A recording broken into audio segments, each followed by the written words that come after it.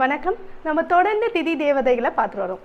இன்னைக்கு என்ன நித்யா தேவிகள் பார்த்தீங்கன்னா, வளர்பிறை நவமியில குலசுந்தரி வராங்க. ஸோ நம்ம சரீரத்துக்கு பெயர் குலம் சொல்லுவாங்க. ஸோ அந்த சரீரத்தை இயக்குபவளா திகழ்றா குலசுந்தரி.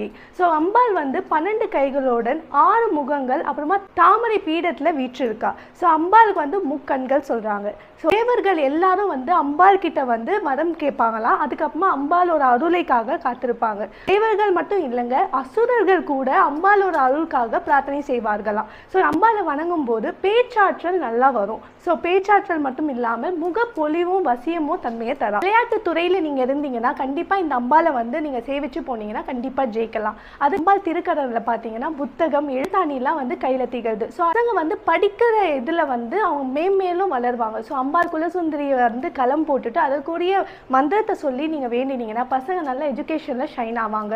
ஸோ எஜுகேஷன் மட்டும் இல்லைங்க, வாக்கு சித்தி சொன்னேன். ஸோ தொழில் செய்கிறவங்க கூட அம்பாளை வழிபடலாம். ஸோ தனத்தையும் தருவாங்க. மேலும் நிறைய திதிகளோடு நான் உங்களை சந்திக்கிறேன்.